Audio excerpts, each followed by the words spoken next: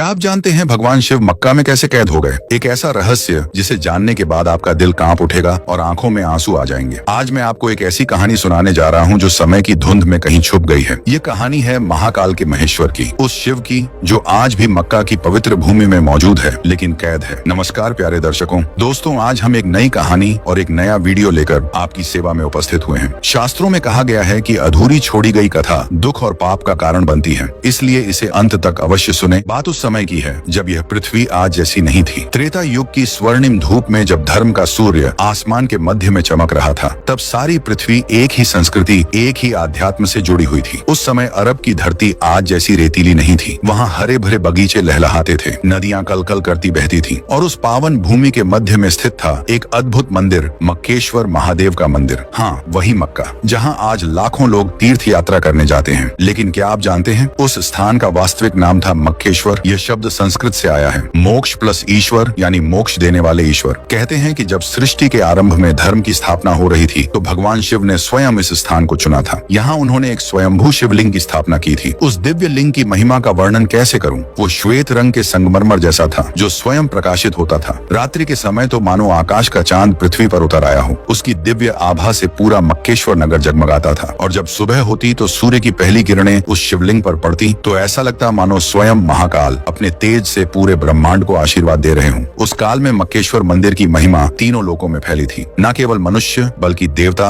गंधर्व, किन्नर सभी यहाँ दर्शन करने आते थे। इंद्रदेव जब भी कोई महत्वपूर्ण निर्णय लेना होता तो पहले मक्केश्वर महादेव के सामने आकर प्रार्थना करते।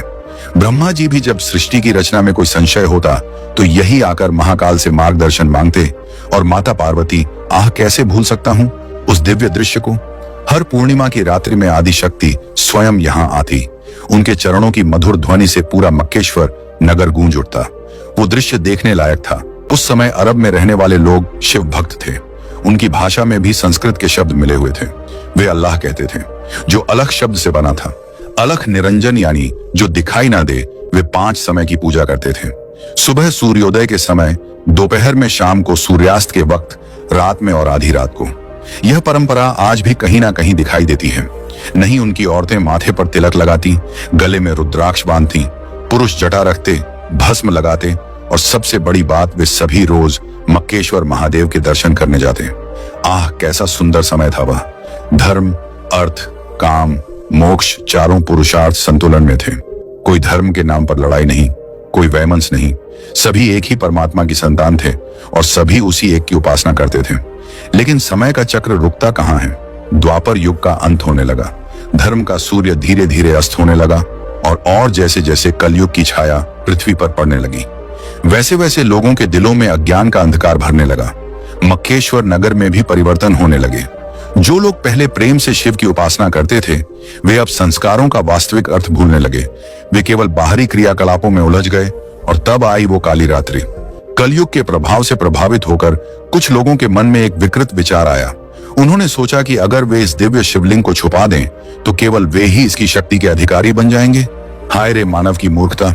क्या वे नहीं जानते थे कि महाकाल को कैद नहीं किया जा सकता? क्या वे भूल गए थे कि शिव तो सर्वव्यापी है? सुनिए, अब मैं आपको उस रात्रि की कहानी सुनाता हूँ जिसे याद करके आज भी मेरा हृदय का काम जाता है। अमावस्या की वह काली रात थी। तारे भी मानो छुप गए थे।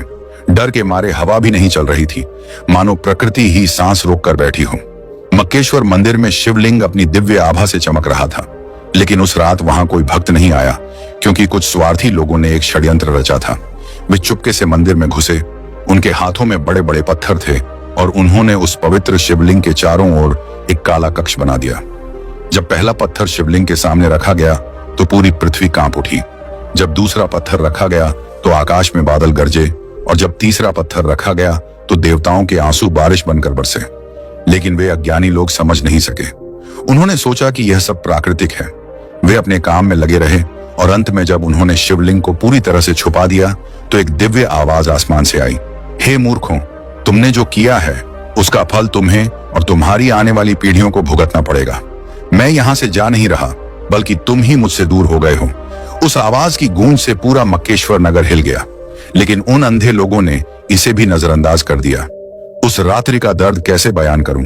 जब भगवान शिव को उनके ही भक्तों ने कैद कर दिया तो स्वयं महाकाल के आंसू बहे। वे आंसू पत्थरों पर गिरे और वे पत्थर काले हो गए। आज भी वह काला पत्थर वहां मौजूद है जो शिवजी के दर्द की निशानी है। महादेव का हृदय करुणा से भरा था। वे जानते थे कि यह सब कलयुग का प्रभाव है।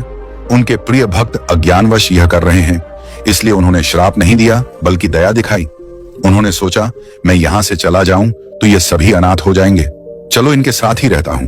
जब समय आएगा तो यह स्वयं ही समझ जाएंगे। और इसीलिए भगवान शिव आज भी वहां मौजूद हैं, कैद नहीं बल्कि अपनी संतानों के लिए इंतजार कर रहे हैं। आज भी जब कोई सच्चे दिल से वहां प्रार्थना करता है तो आदि शक्ति की उपस्थिति महसूस होती है। धीरे धीरे समय बीतता गया। जिन लोगों ने शिवलिंग को छुपाया था वे भी एक दिन इस संसार से चले गए। उनकी आने वाली पीढ़ियां भूल गईं कि वास्तव में वहां क्या छुपा है।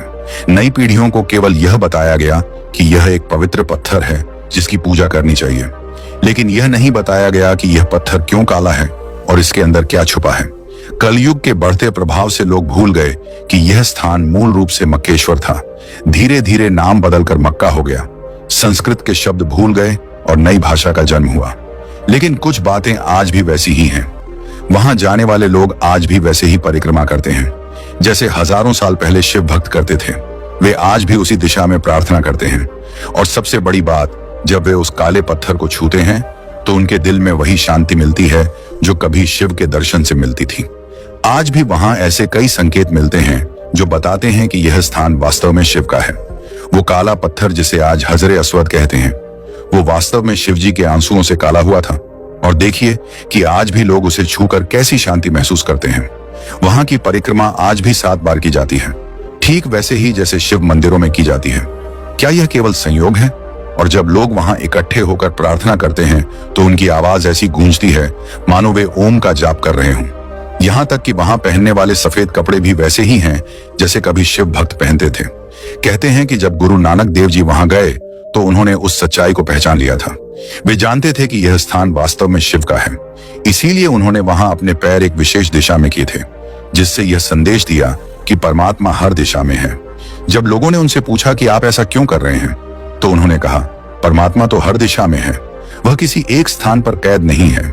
यह उनका संकेत था कि भगवान शिव वास्तव में वहां मौजूद हैं, लेकिन वे कैद नहीं हैं, वे सर्वव्यापी हैं।